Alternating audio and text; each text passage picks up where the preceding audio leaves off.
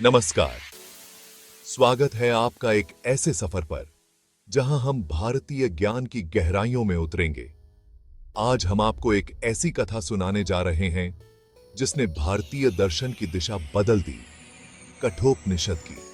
यह ग्रंथ न केवल वेदों का सार है, बल्कि जीवन और मृत्यु के रहस्यों को उजागर करने वाली एक अद्भुत यात्रा भी है।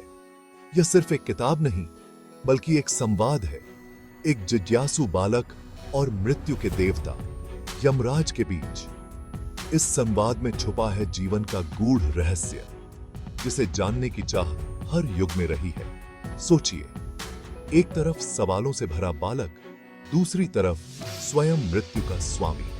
दोनों के बीच चलती है प्रश्नों और उत्तरों की एक अनोखी श्रृंखला, जो हमें सोचने पर मजबूर कर देती है।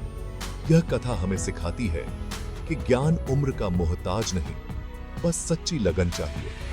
अगर जिज्ञासा सच्ची हो तो कोई भी उम्र में, किसी भी परिस्थिति में गहरे से गहरा ज्ञान पा सकता है।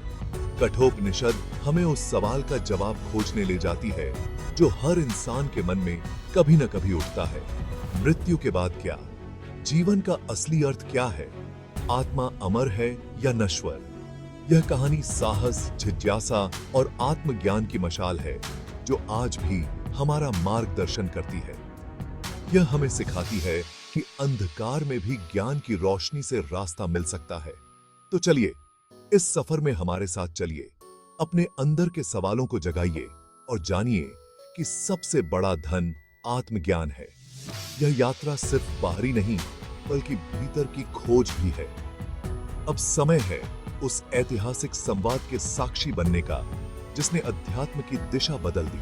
आइए इस अमर गाथा को सुनें, समझें और अपने जीवन में उतारें।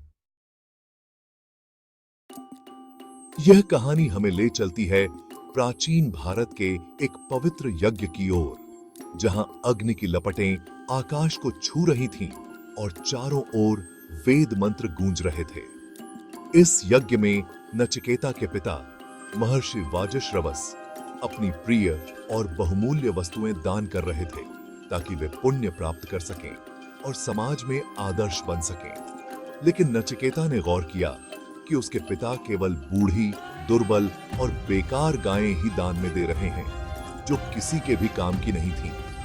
उसे यह देखकर बहुत दुख हुआ और उसने महसूस किया कि यह सच्चा और निष्कलंक दान नहीं है, बल्कि केवल दिखावे के लिए किया जा रहा है।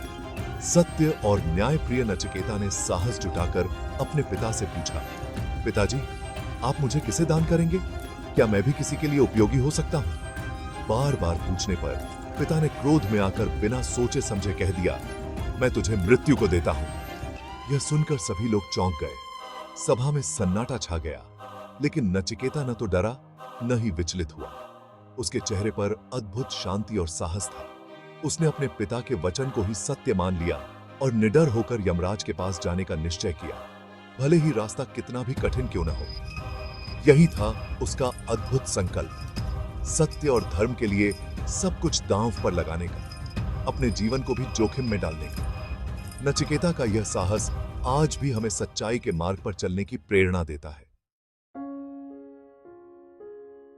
पिता का आदेश सुनकर नचिकेता यमलोक की ओर चल पड़ा, बिना किसी डर के। यमराज के द्वार पर पहुंचकर उसे पता चला कि यमराज 3 दिन बाद लौटेंगे। नचिकेता ने बिना खाए पिए 3 दिन और 3 रात तक वहीं प्रतीक्षा की। उसका धैर्य और संकल्प देवताओं को भी चौंका गया। जब यमराज लौटे तो उन्होंने नचिकेता की तपस्या देखी और अपनी भूल पर पछताए। यमराज ने नचिकेता को सम्मान के साथ अंदर बुलाया। उसके धैर्य से प्रसन्न होकर यमराज ने उसे 3 वरदान देने का वचन दिया।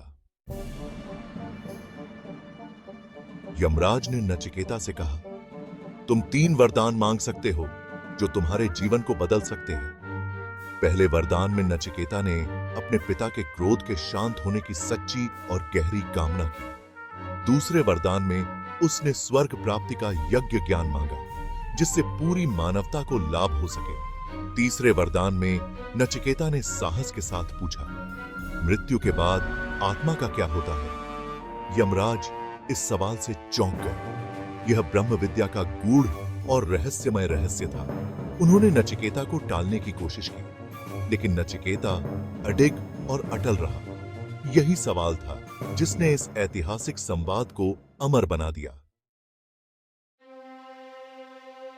यमराज ने नचिकेता की परीक्षा लेने के लिए उसे संसार के सारे सुख, धन, लंबी आयु, अप्सराएं, सबका प्रलोभन दिया। यह सब ले लो, बस मृत्यु का रहस्य मत पूछो, यमराज ने कहा।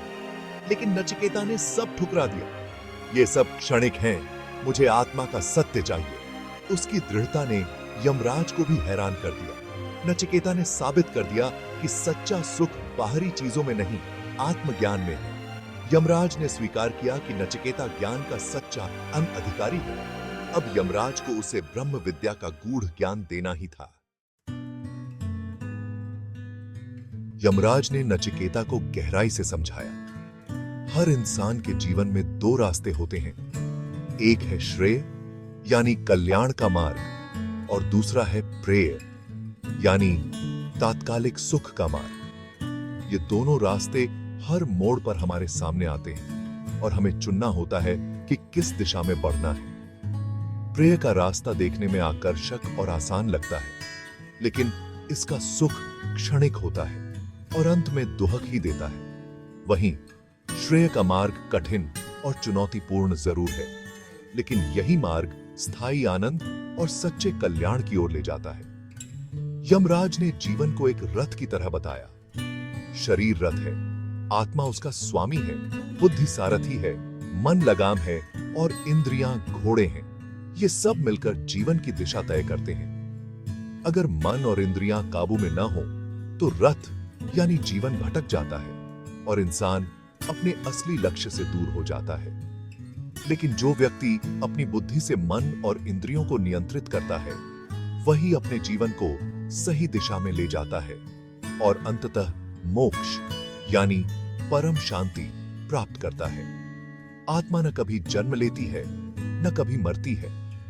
वह सदा अमर और शाश्वत रहती है, समय और मृत्यु से परे। यही ब्रह्म विद्या का गूढ़ और अनमोल सार है, जो नचिकेता को यमराज से प्राप्त हुआ और जिसने उसके जीवन को बदल दिया। यमराज ने नचिकेता को आत्मा का रहस्य बताया। आत्मा अजर, अमर, अविनाशी है।